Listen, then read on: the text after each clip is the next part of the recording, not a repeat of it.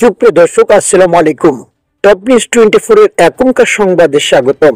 শুরুতে জানিয়ে দেব আজকের বিশেষ সংবাদ শিরোনাম। উগ্রবাদ মাথা চাড়া দিয়ে উঠেছে, এটা হলে দেশের অস্তিত্ব থাকবে না, বললেন মির্জা ফখরুল। এতক্ষণ শুনলেন সংবাদ শিরোনাম, এখন জানাবো বিস্তারিত। বাংলাদেশে নতুন করে উগ্রবাদ মাথাচাড়া দিয়ে উঠেছে, যা রুখে দেওয়া না গেলে বাংলাদেশের অস্তিত্ব বিপন্ন হবে বলে সতর্ক করেছেন বিএনপির মহাসচিব মির্জা ফখরুল ইসলাম আলমগীর। তিনি বলেন, আজকে একটা নতুন কথা উঠেছে, ষড়যন্ত্র চলছে। বাংলাদেশে নতুন করে একটি উগ্রবাদ মাথাচাড়া দিয়ে উঠেছে। এই উগ্রবাদকে মাথা চাড়া দিয়ে উঠতে দেওয়া যাবে না, তাহলে বাংলাদেশের যে অস্তিত্ব রয়েছে সেই অস্তিত্ব রক্ষা পাবে না।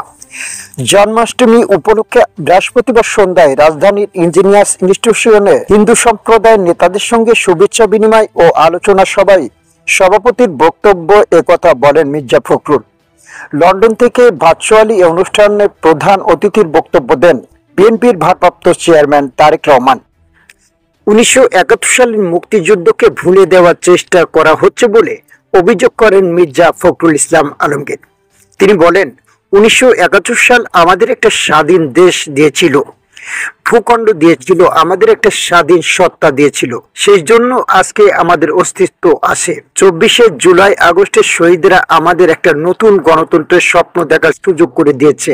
এই দুটো জিনিস কিন্তু আমাদের মাথায় রাখতে হবে। আজকে একটা প্রচেষ্টা রয়েছে 71কে ভুলে দেওয়ার, আর এটার বিরুদ্ধে আমাদের সকলের ঐক্যবদ্ধ হতে হবে। সাম্প্রদায়িকতাকে রাজনৈতিক অস্ত্র হিসেবে ব্যবহারের বিষয়ে সতর্ক করে মির্জা ফখরুল ইসলাম আলমগীর বলেন, বাংলাদেশের সাম্প্রদায়িকতাকে রাজনৈতিক অস্ত্র হিসেবে ব্যবহার করা যাবে না। আমাদেরকে এই রাজনীতি থেকে বেরিয়ে আসতে হবে। সুপ্রিয় দর্শক, এতক্ষণ আমাদের সাথে থাকার জন্য ধন্যবাদ জানাচ্ছি। আপনি যদি আমাদের চ্যানেলে নতুন হয়ে থাকেন, অবশ্যই এই ভিডিওতে একটি লাইক দিয়ে পরবর্তী ভিডিও আপডেট পেতে আমাদের চ্যানেলটি সাবস্ক্রাইব করতে ভুলবেন না।